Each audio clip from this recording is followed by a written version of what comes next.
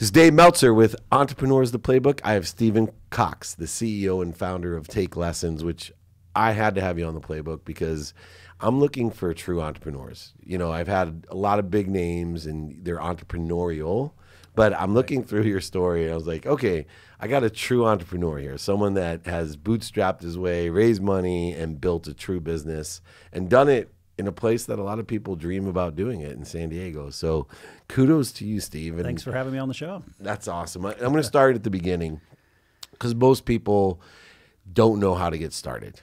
And, you know, I was hoping you could give some advice on how you got started and what you learned from the way that you got started and what advice you would give from that. Yeah, sure. So there's, well, first thing when I talk with folks about the entrepreneurial journey, and perhaps you've had the same experience. There seems to be like a lot of folks that think now it's super cool, you know, and they're like, oh, I want Dude, I'm making tons of money. I'm a brand. I'm like a super, me and Gary Vee are like, we should have capes now, being entrepreneurs. It's like entrepreneur, influencer. They're both kind of this thing. I don't really know. But, you know, the thing I tell folks is that it's a lot harder than what it looks on the outside. And you really have to figure out whether you're cut for it, whether you really, really want to do that.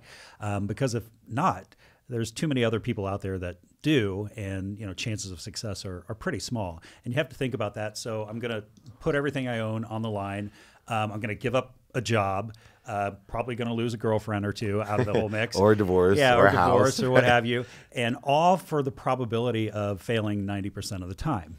Yeah. It's not good odds. No, and I've been with Jerry Jones and Jerry Jones Jr. and get Jerry Jones Jr.'s perspective. His dad, when he bought the Cowboys, coming home saying, hey, just so you know, everyone's looking at me like I'm an entrepreneurial genius, but we may not even have this house when this is over. That's right. That's how, like, even in that position, people don't know. It's not just starting, you know, Take Lessons in San Diego. It's literally buying the Dallas Cowboys. An entrepreneur is always, I could lose everything. Yeah, it's the calculated risk. So I think the first thing that I tell folks is make sure that you have a stomach for that, because there is absolutely nothing wrong with getting a job that actually pays more than what an entrepreneur does a lot of times, and that's just fine.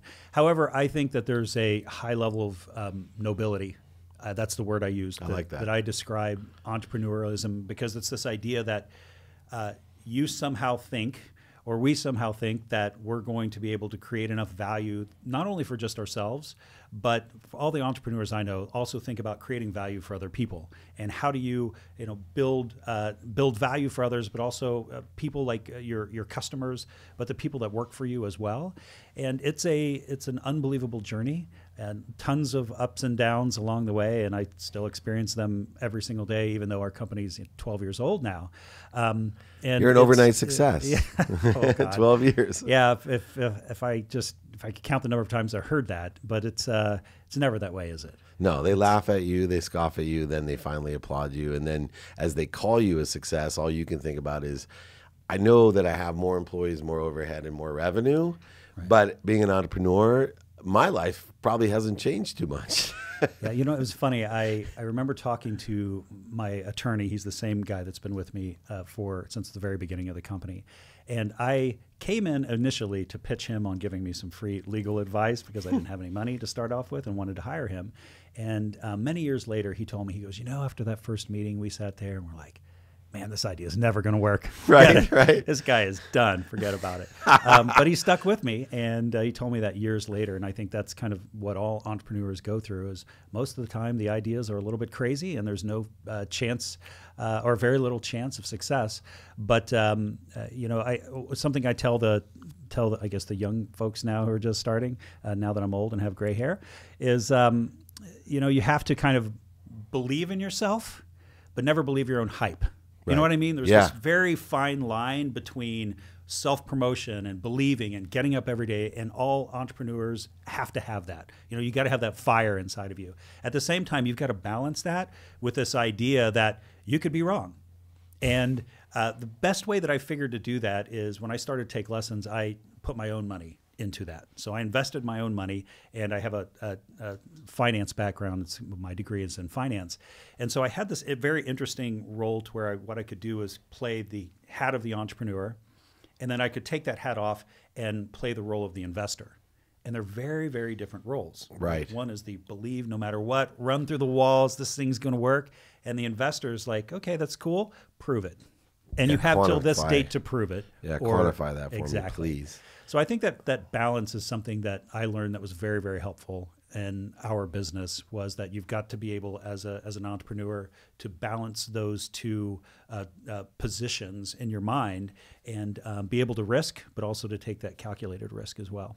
And then there's this evolution that I talk about that's so difficult when you're young to understand, that, you know, my idea today, the one that you pitched to the law firm at first, is probably a small percentage of what the business actually looks like 12 years later. It also had many moments where you wondered yourself if you'd make it to the next month. Many times. Yeah. And I think until someone has sat there, and most of the billionaires I know have sat there as well. I remember Leslie Buckley, who launched the Spectrum with Aircom, telling me that he had 80,000 pounds left in his purse, and he called his wife and said, hey, how much do we have left? Because I got to make payroll, and he needed to launch the Spectrum. And that was the last payroll that he made, when he figured out that if he went to all the public utilities and put the access points for free on them and gave them free data, that he could launch his Spectrum. So many stories like that. Absolutely. In that evolutionary side, what did you use?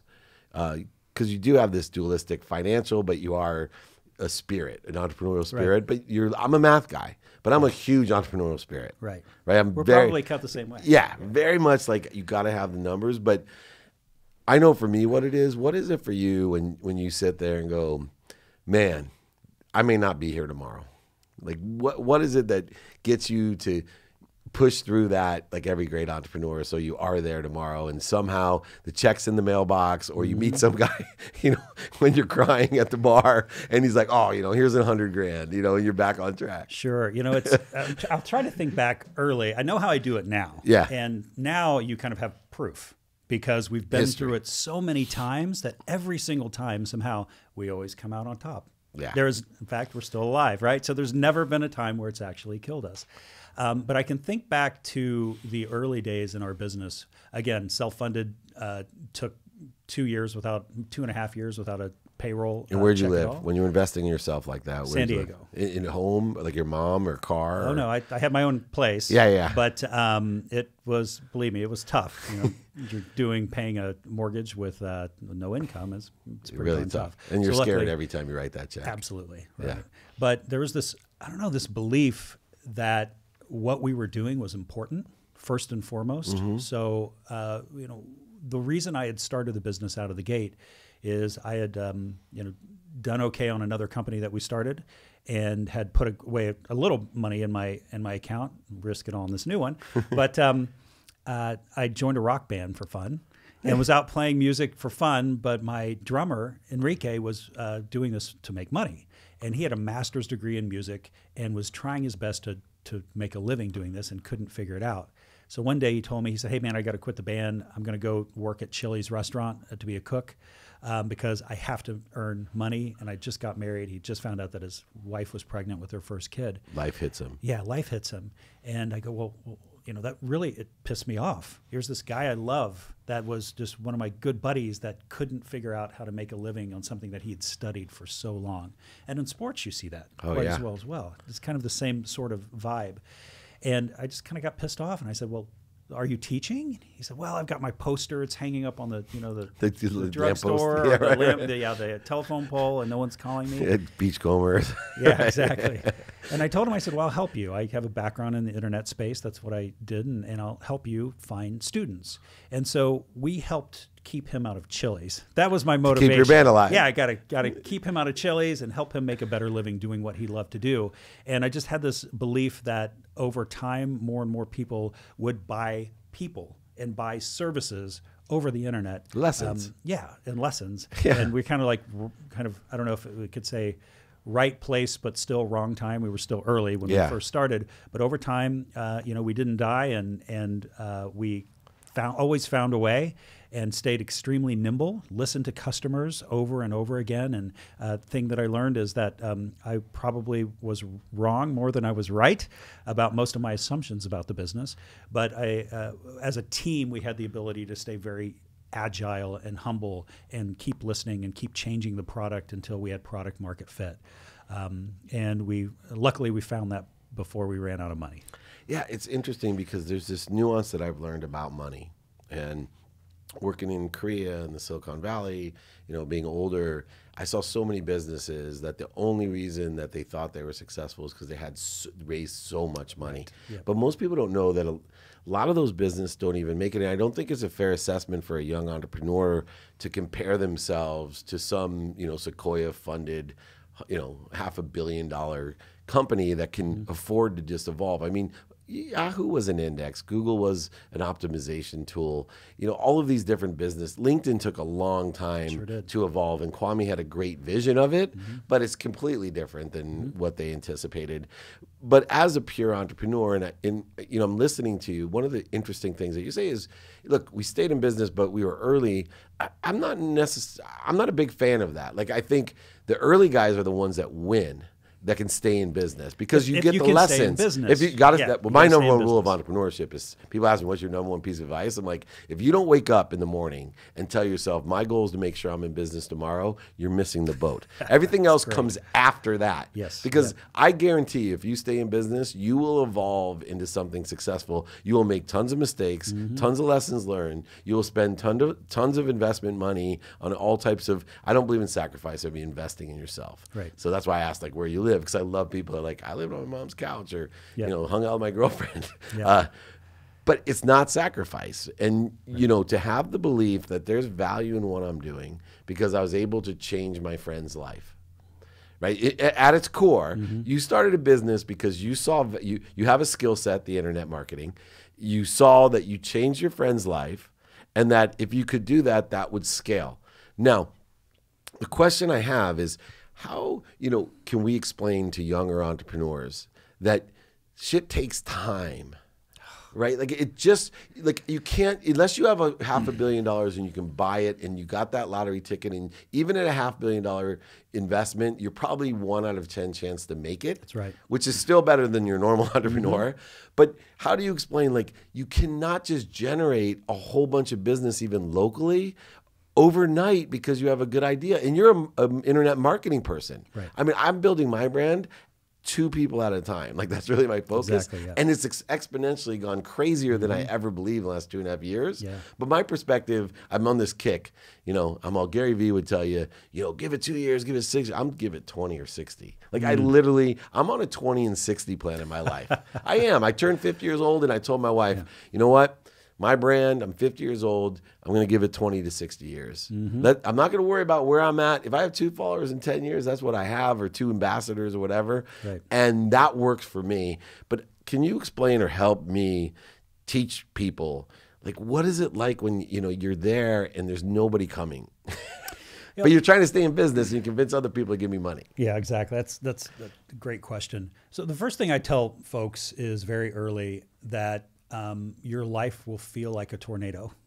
And when it does, like, that's okay. Just move into it, because that's normal. I call it permanent whitewater. If you're rafting, that's kind of the way. Number 4, you're in the 4. Yeah, exactly. And I think the media, everything from TechCrunch on down, has this personification of, you just kind of start a company and then you get funding and then everything goes crazy and you cash out. And I've been around, and we've raised $20 million in funding. Yep. I've been around a ton of guys that have raised even a lot more than me, and every single one of them, I do not know one of them that's had that story. None. I haven't. Even the ones that's been. I've raised hundreds of millions of dollars, and I haven't had that story. It's just not. It's not real. And so I think the more that one can come to terms that I'm doing this and I am giving it 10 years or 5 years, 10 years, whatever the number is. 2 years, I don't think that's enough. I don't know how you can make any sizable traction in that, although some people do, and good for them. I'm not that smart. I'm not either, or that lucky. Right. So, but it is something that you're signing up for a long time, and specifically if you're taking money, you're signing up for it for real. Right? There's no backing out with that point. But you're exactly right, Dave. It just takes a ton of time. It takes a ton of effort. It's not going to happen overnight, and one should settle into this idea that I'm choosing this path, and I'm going to move forward with this over time, no matter what. I'm cutting off, all options until you don't, right? But you're cutting, and this is what I'm going to do. I just don't know anybody that's been an overnight success. I cannot name one person. I haven't seen it either, and it's so interesting. And I look around my own office building with my great employees, my team members, that are here, and I sometimes when things get frustrating, as they sometimes do, number one, I thank goodness that I've funded this. Right, like I don't, because I've been in that position where it makes you feel so stuck. It's a whole different thing. Like when I raised $20 million, and it's like you've had it, and you're like, well, I got to be here, right? I've made a commitment, right, which is great. But I love the fact of being an entrepreneur to be able to get to a position of entrepreneurship where I'm self-funded. Because the one thing that I didn't like about being an entrepreneur was that point that I needed other people's money, and worse was when I lost other people's money. I don't mind losing my own. That's a tough one. And I've lost a lot of people's money, and just honest about it, and with good intention. Sure. Shit didn't happen right, the recession and real estate or whatever. But I love coming to work and saying to myself on those really tough days, I want to be here, man. Yeah. I want to be here, and everybody here, their families eat, the kids are growing. I go to weddings. People ask me to officiate their weddings. My brother's a rabbi in San Diego, and cool. I'm like, you got the wrong Meltzer. They're like, no, you've changed my life. That's awesome. Because it has nothing to do with the sports marketing or the media or the sponsorship or whatever. It has to do with that fact of the human community of inspiration. And I see that same thing. The one nuance as we finish up that's so cool about your business is that I believe life is about lessons. I truly do. And I believe that we learn so many different lessons, and we're going to forget every lesson we ever learned, but we have the ability to access that lessons, even lessons we haven't learned. That's what Take Lessons is about to me. And it could expand someday if you hang on long enough into that 20 or 60 year plan like a Dave Meltzer does. Right. Like, think about it. Like, you could have an entire lessons platform. Because lessons are so important, and they come in so many different manners that lessons of accessing, for example, is going to be so huge. It's one thing to teach people, but how do we access things? Because it's going to be the availability of, lessons of how to access the translation tool on my iPhone. Right. Because that translation tool gives you access to 90 languages that you communicate back and forth with, whatever it is. Yeah, that's super cool. That's I think the power of technology, and what we've built is a platform that people learn on, and either they can find a great instructor. Most of it's in what we call lifelong learning categories. So music, language, acting, these sorts of things. Tutoring is a big subject for us. Do you have sports lessons? We do have some sports. It's not as big as some of the others. There's some other folks that do it better than we do, frankly. But you think about where the business can go, and I think that that's correct. The people we serve are the people who are lifelong learners. Right, they are always curious about things, which happen to be most entrepreneurs as well.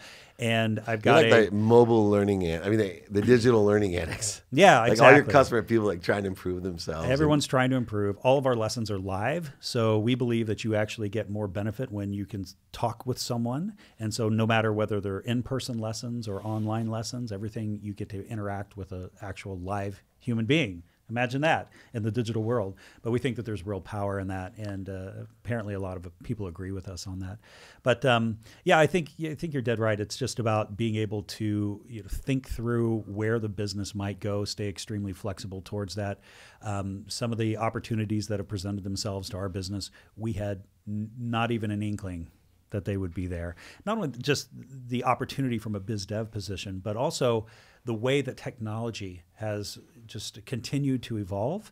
When we first started, I don't think the iPhone was even out yet. Right. And you think about just how fast in the past 10 years. 5G is going to kill your business. Be awesome. Oh, it's doing great. It's already like we're gearing up for it already. And I think with that and AR and VR and the combination to where you can really feel like you're learning French and you're walking through Paris while doing it. Oh, it's super cool. And be able to see the thing that comes up. Yeah. It'll be incredible. I just saw that 5G Samsung Fold phone. And I was thinking of Take Lessons when I'm looking at it, because you have the phone and then you're like, open it up and you're experiencing all of this. Last last question, I lied, but I have to ask it. Here you are 12 years into the game. Most people say you're a huge success already, but I really want to get the last lesson from you, which is what's more challenging today at 12 years in or 2 years in? That's a great question, Dave. So I would say it's just as challenging, but they're different problems. Okay. Right? One Good. is you're worried about survival and making payroll the next month. Now it's, we have investors, and it's how do I make sure that my investors are happy? How am I planning ahead for the next 5 years, and what are things that could knock me off that I'm completely unaware of now? How do I hire the best team? Because now you know what you don't know. Yeah, well, yeah, and I know I don't know a lot. Yeah, right? compared to you knew everything 2 years in. Yeah, that's what I tell people. It's like, it doesn't get easy. It never gets easier. Just the game shifts a little bit, right? That's what I like that. Again, from a sports analogy, what you experience as a rookie versus someone that's been an all-star for the past 10 years, the game's not harder or easier. It's just a different set of expectations. And I think that's the same in business. I really like that. This is Dave Meltzer with Stephen Cox, CEO and founder of Take Lessons. 2 San Diegans right down the boardwalk from each other. Come visit us. Check them out. Take Lessons. Dave Meltzer's Entrepreneur, the Playbook.